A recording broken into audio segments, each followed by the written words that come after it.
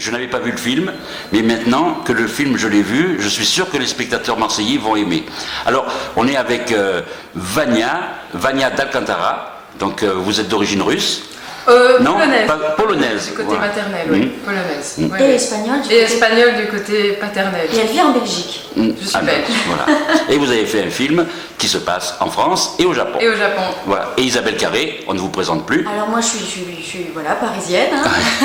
J'ai d'autres origines vendéennes et tourangelles. Mais puisqu'on parle de région, je regrette de ne pas être là ce soir à Marseille avec vous parce que c'est un endroit que j'adore. J'ai beaucoup fait des pièces de théâtre à Marseille, à la Criée, au gymnase et c'est vraiment un endroit que j'adore retrouver.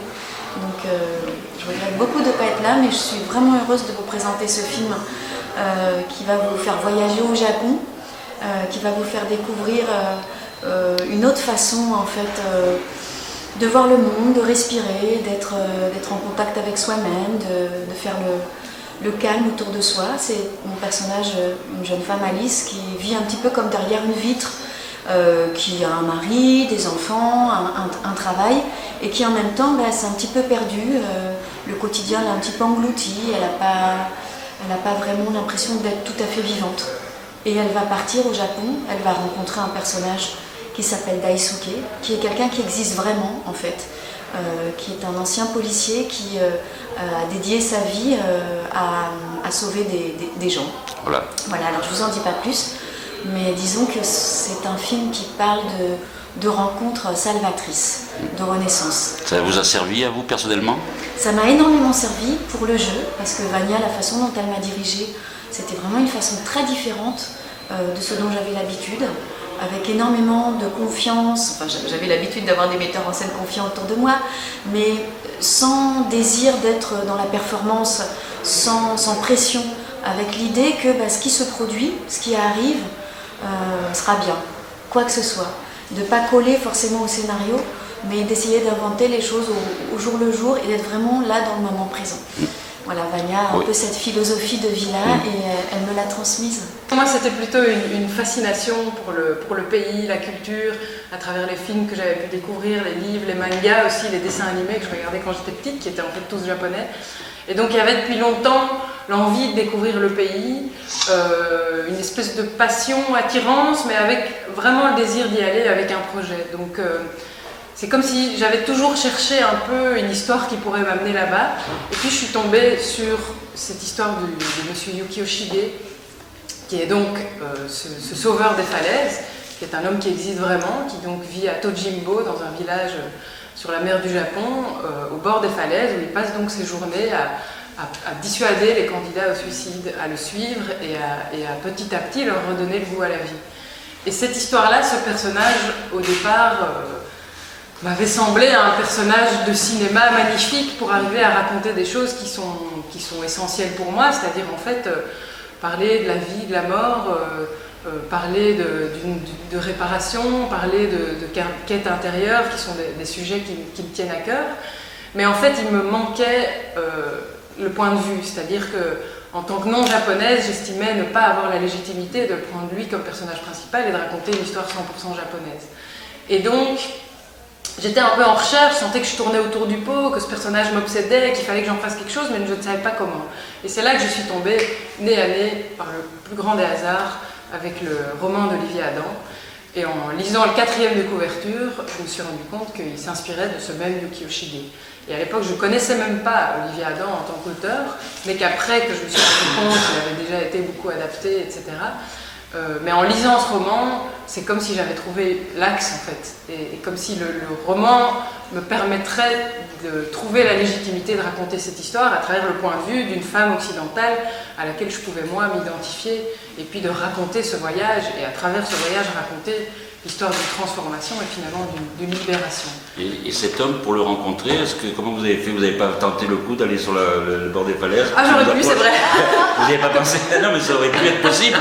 C'est vrai, ça aurait été un stratagème un peu fourbe de ma part, parce que je n'ai aucune tentation de ce côté-là. Mais c'est vrai que j'ai... Non, mais il y a des promeneurs quand même. Pardon? Il y a des promeneurs quand même. Il y a aussi des promeneurs, Voilà. bien sûr. Mais disons, ça a été l'occasion de mon premier voyage au Japon, en fait, l'excuse d'aller rencontrer cet homme à Tojimbo.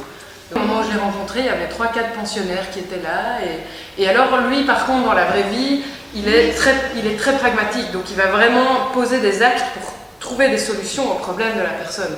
Et donc voilà, après ça a été très inspirant de le rencontrer, mais disons, moi j'avais pas envie de parler de suicide, c'était pas ça le sujet du film.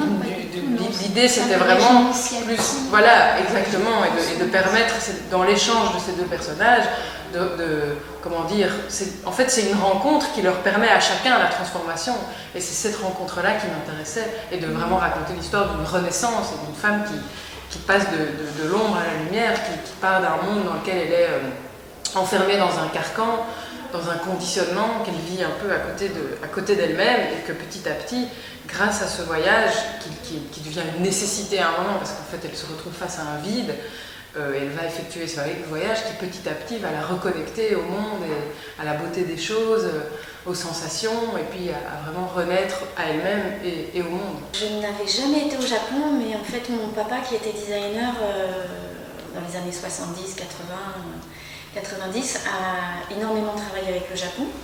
C'était le début du design en France, alors que c'était en pleine explosion au Japon. Et donc il y allait tous les 3 mois, enfin il restait assez longtemps là-bas. Et il revenait avec beaucoup d'objets japonais. Et finalement, au fur et à mesure des années, notre maison s'est transformée, comme le personnage d'Alice. Notre maison s'est transformée en maison japonaise. Enfin, c'est pas une maison, c'est un appartement, mais les murs sont devenus rouges, comme les lacs, couleur des lacs japonaises, les plafonds marrons, les portes ont été remplacées par des tissus japonais, on mangeait dans des bols raku japonais, on était entourés d'objets japonais, tous très beaux, ramenés de tous ces voyages. Et c'est vrai que du coup, quand je suis allée au Japon, j'avais une attente très précise d'un Japon rêvé que m'avait raconté mon père. D'un Japon traditionnel, assez, comment dire, presque pas de carte postale, mais voilà, j'ai trouvé pas ça du tout. J'ai trouvé un Japon très simple, traditionnel mais rural, pas Kyoto, mais ces îles d'Okinoshima que même les Japonais connaissent peu en fait, donc qui est plutôt comme des îles vierges, avec cette falaise et avec cette maison de Daisuke, enfin tous les décors étaient réunis là autour, mais dans un univers un peu désertique, très différent du Japon qu'on peut imaginer. Donc là on parle plutôt de la vraie vie. Hein. Voilà, oui. C'est que effectivement il y a un rapport à la mort au Japon qui est tout à fait différent de la nôtre, c'est-à-dire que la mort fait quand même beaucoup plus partie de la vie. Il y a quand même beaucoup plus une conscience de l'éphémère, de l'impermanence. Ça fait vraiment partie de leur culture et de leur esprit. Et donc, contrairement aux Occidentaux, je crois qu'il y a pour eux, du coup, un rapport au suicide qui parfois est beaucoup plus vu comme presque une solution dans des cas pratiques, c'est-à-dire un homme qui aurait perdu son emploi et qui ne pourrait plus subvenir aux besoins de sa famille. En fait, pour lui, ça serait plus digne de mourir dans l'honneur que de vivre dans le déshonneur. Alors ça, c'est une culture quand même ancienne, traditionnelle, et c'est pour ça qu'il y a quand même maintenant une conscience comment dire, de la gravité de la chose, et que cet homme-là, au départ, je pense que son activité n'a pas été forcément très appréciée, et qu'au fur et à mesure des années, il a quand même développé, il a une association, il a des bénévoles, etc. Mais c'est vrai que moi, j'étais surprise au début de voir que le suicide n'avait pas du tout le même sens et la même... Comme il n'y a pas des histoires de carte d'identité, il y a un livre qui a été écrit là-dessus, je me souviens plus du titre, mais qui raconte ça en fait. Les gens se perdent dans une autre ville, quittent leur travail, leur famille et refont leur vie ailleurs, sous un autre nom. Et c'est un phénomène de disparition très fréquent là-bas. J'ai pas l'impression que d'être comédienne me met à côté de ma vie. J'ai plutôt l'impression qu'elle m'aide à mieux la vivre et qu'elle m'enrichit. C'était une chose qui m'angoissait beaucoup quand j'étais plus jeune, le choix des possibles. Pourquoi finalement je vais décider de vivre cette vie-là, je pourrais en vivre d'autres, et est-ce que c'est pas une restriction de prendre un chemin, à commencer par décider de faire un métier, et pourquoi pas celui-là ou un autre, enfin, les rencontres, les amoureux. Ce travail, précisément, me donne l'illusion, alors c'est certes une illusion, mais de ne pas vraiment choisir et d'avoir 1000 vies. Il y a un texte de Maria Casares que j'aime beaucoup, où elle dit j'ai été une tueuse, j'ai été une femme pauvre, j'ai été une reine, et elle décrit tout ce qu'elle a été dans sa vie, et ça me parle complètement, quoi. Et puis en même temps, vous pouvez trouver quelque chose qui peut vous servir personnellement dans chaque... Voilà, absolument. De façon, une chose très concrète, j'ai été maman au cinéma avant d'être maman dans la vie.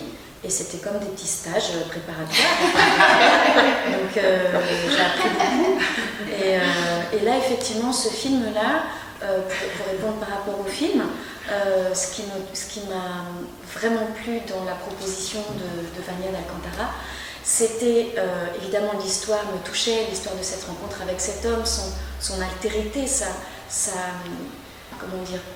conscience, sa volonté d'aider les autres, la conscience qu'une vie est précieuse et de ne pas être dans l'indifférence face à ça.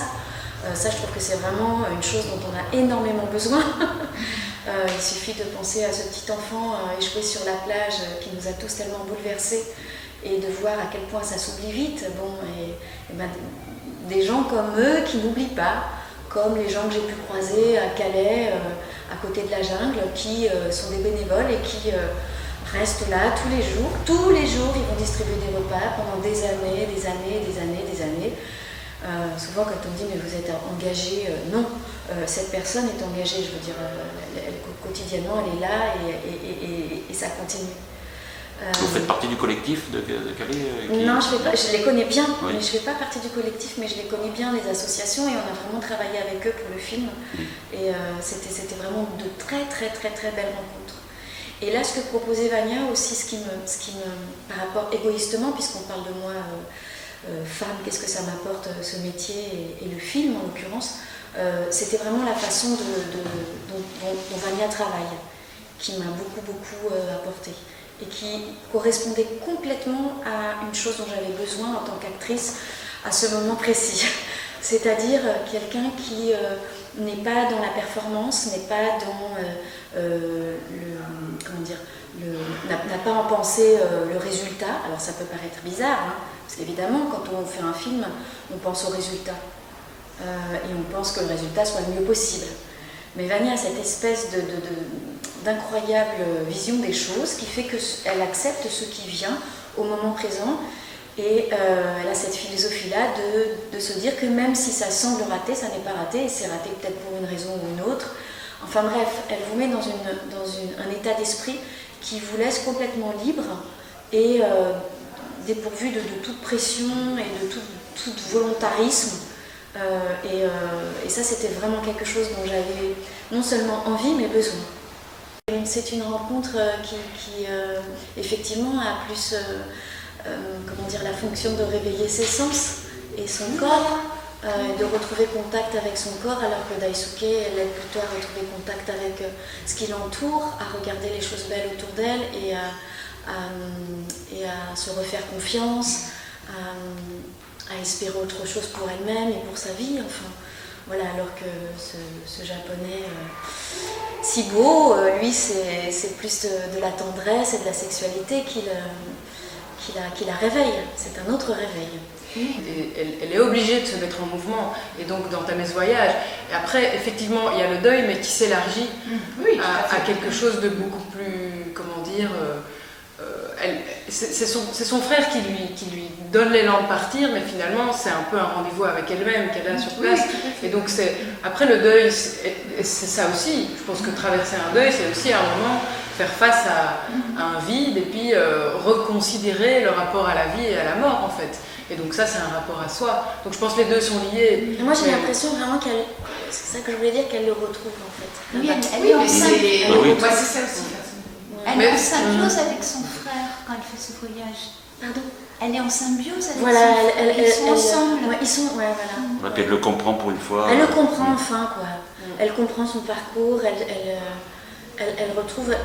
Elle avait perdu finalement le contact avec lui, même s'ils se voyaient, même s'il y avait ce petit jeu un peu bizarre entre eux, de dire qu'elle ne croyait pas en sa possibilité d'être vraiment heureux dans sa vie, qui serait toujours un peu ce papillon qui se brûle les ailes.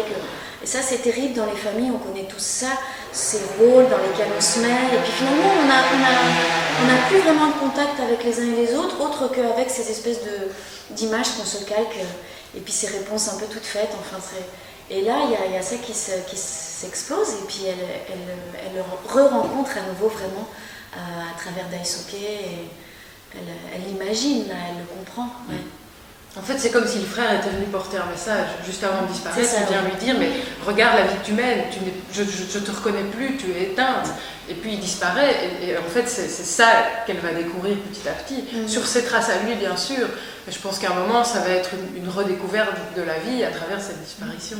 Je suis aussi responsable. C'est-à-dire que j'ai un côté bon élève et que je veux absolument bien faire et qu'on soit content de moi et qu'on m'aime. Je ne serais pas comédienne pour...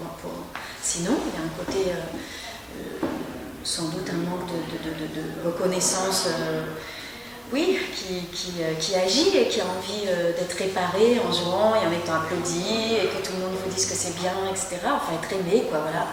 Et ça peut faire... ça peut parasiter en fin de compte la scène. Oui, certes, il y a marqué, alors elle pleure là, à cet endroit-là, ok. Donc moi je me dis, alors il y a marqué qu'elle pleure, il faut que je pleure là, juste là, après cette ligne-là, ok. Ok, go, go, go, go. Et je me force à pleurer, même si ça gratte là, même si ça fait mal, allez, on sort tout ce qu'il faut. Parce que pour moi, c'était pas le bon moment, mais ça n'a aucune espèce d'importance. Il faut que le metteur en scène soit content. Donc on racle tout l'œil fond de tiroir, on pleure, c'est pas vraiment des larmes extraordinaires, mais on a rempli le cahier des charges, le metteur en scène doit être content, bon voilà. Et ben là, je suis responsable, je veux dire, j'ai accusé personne.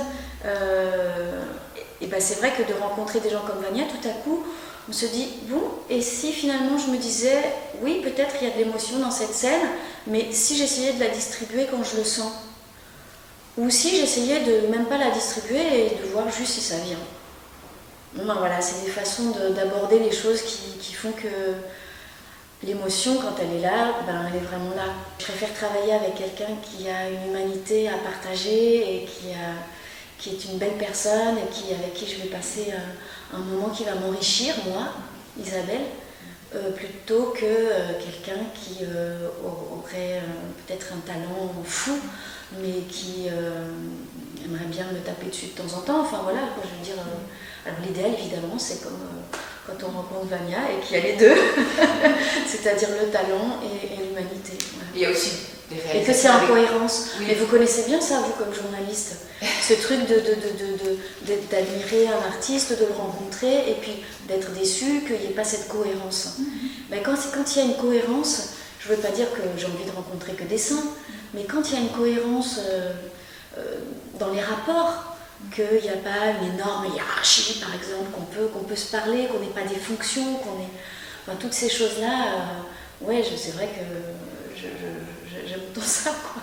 Améris, on a beaucoup de points communs, effectivement. Il est très timide, il est très émotif, alors il peut être colérique. Moi je peux être colérique que quand j'ai des chaussures qui glissent et qu'il n'y a pas d'antidérapant et que je suis sur une falaise comme ça, mais c'est plutôt rare. Voilà, mais c'est vrai qu'on se ressemble pas mal, ouais. J'adore filmer les visages, les paysages, je suis un peu obsédée par soit les visages, soit les paysages, en fait il n'y a rien d'autre. C'est d'ailleurs ce que j'avais dit à Vania quand j'avais vu son premier film, Beyond the Step. Je lui avais dit, mais qu'est-ce que tu filmes bien les visages. Ça m'avait... l'actrice était d'une beauté, mais pas une beauté de poupée Barbie, je veux dire, c'était une beauté... on avait l'impression de lire à travers elle, et c'est pour cette raison-là, entre autres, que j'avais vraiment envie de travailler avec Vania. C'est ce que disait Johnny Huston, un jour il était dans ces grandes épopées voilà, où il fallait tourner avec des milliers de figurants et il s'est mis à pleuvoir des déluges et des déluges et des déluges et le premier assistant disait mais on peut rien faire là, maître, et ici on va filmer ce qu'il y a de plus intéressant au monde, un visage humain. Et il a fait un gros plan. En fait, ce qui est beau, c'est ça, c'est le visage, c'est le gros plan, mais c'est dans un environnement, évidemment. C'est que il y a un moment, c'est l'environnement aussi qui va comment dire, qui va tracer le chemin et qui va permettre au personnage d'évoluer. Et donc l'environnement, à un moment, a une influence sur le trajet émotionnel du personnage.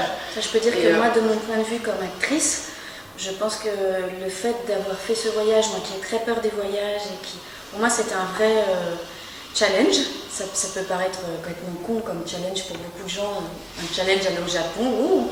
Non, le challenge c'était le sommet glissant en haut de la falaise, c'était aussi, ça le challenge. Mais pour moi c'était, oui, ça représentait quelque chose. Et bien d'être aussi en dehors de ça, perdu dans cet endroit avec tous ces acteurs japonais, voir comment les acteurs japonais jouent, c'est pas le même jeu qu'en France, en fait quitter sa zone de confort quoi, et ses habitudes et sa routine et d'être paumé à Okinoshima Island, oui, c'était pas du tout neutre pour moi. C'était même assez indispensable en fait. C'est ça qui permet aussi à un moment de juste, à ce moment-là, laisser naître l'histoire devant la caméra en fait. C'est qu'on on est tous là. Et donc il n'y a plus qu'à voir ce qui se passe. Et du coup, moi j'aime bien l'idée que en fait, ce qu'on voit à l'écran, c'est ce qui se passe vraiment en fait. Et qu'on a tout mis en place, on a trouvé évidemment les décors qui correspondent, on a tous effectué le voyage jusque là-bas, et que du coup, quand tout est là, quand tous les éléments sont réunis et qui sont justes, en fait, les choses se déploient presque naturellement, il ne faut plus rien faire à ce moment-là. C'est un Japon dans le Japon. Oui. C'est un Japon un peu particulier. C'est vrai, c'est vrai. Et en même temps, c'est ce que vous transmettez aux spectateurs aussi. Je l'espère, c'est ce que j'espère, bien sûr.